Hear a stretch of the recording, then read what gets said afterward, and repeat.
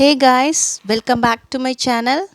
இன்னைக்கு நம்ம இந்த ரெசிபி வீடியோவில் கூசாங்கிற ஒரு வெஜிடபிளை வச்சு எப்படி ஹெல்த்தியாக ஒரு ரெசிபி செய்யலாம் அப்படின்றத தான் உங்களுக்கு நான் செஞ்சு காட்ட போகிறேன்.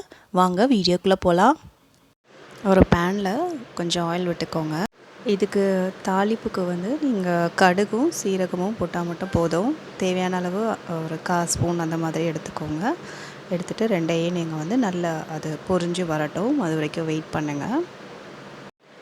கடுகுலாம் நல்லா பொரிஞ்சு வருது. இந்த ஸ்டேஜில் கருவேப்பிலை போட்டுருங்க.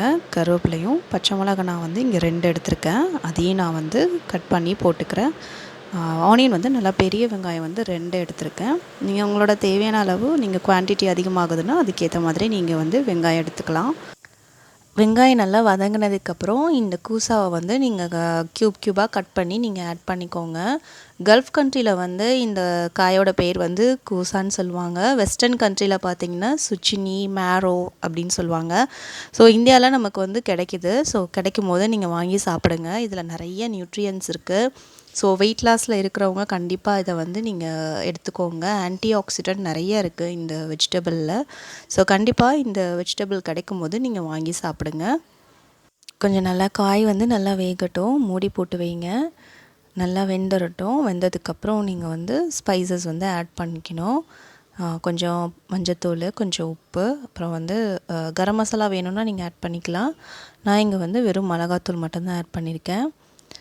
சீரகத்தூள் கொஞ்சம் ஆட் பண்ணிக்கோங்க. நல்லா போட்டு நல்லா கலரிடுங்க. தண்ணிக்காய் நார்மலாகவே நம்ம இந்த மாதிரி முட்டையோடு சேர்த்து நம்ம பண்ணுறோம் அப்படின்னா தண்ணிக்காய்க்கு கொஞ்சம் அதிகமாக வதக்க வேண்டியிருக்கும்.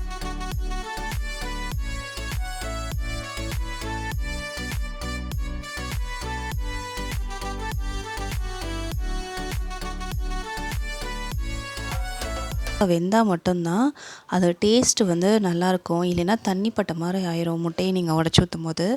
ஸோ அதனால், ஏன்னா தண்ணி காய் இல்லையா, ஸோ அதனால் நம்ம கொஞ்சம் டீப்பாக ஃப்ரை பண்ணிடுங்க. அந்த ஆனியனும் இந்த கூசாவும் சேர்ந்து, அந்த ஆனியனும் கூசாவும் ரெண்டும் நல்ல ஒரு கிறிஸ்பியாக இருக்கும். ஸோ அதோட அந்த எக்கும் நம்ம மிக்ஸ் பண்ணும்போது நல்ல ஒரு க்ரன்ச்சியான டேஸ்ட் கொடுக்குது. கண்டிப்பாக இந்த மாதிரி செஞ்சு பாருங்கள்.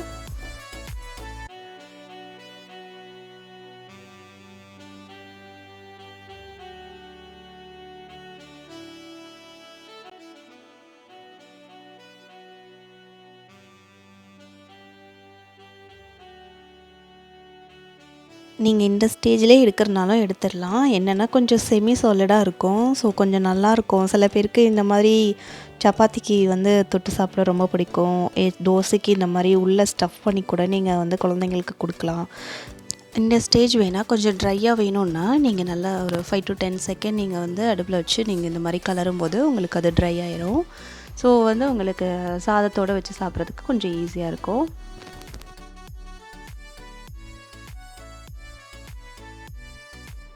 கொஞ்சம் பெப்பர் ஆட் பண்ணிக்கோங்க. அது டேஸ்ட்டு இன்னும் நல்லா என்ஹான்ஸ் பண்ணி கொடுக்கும்.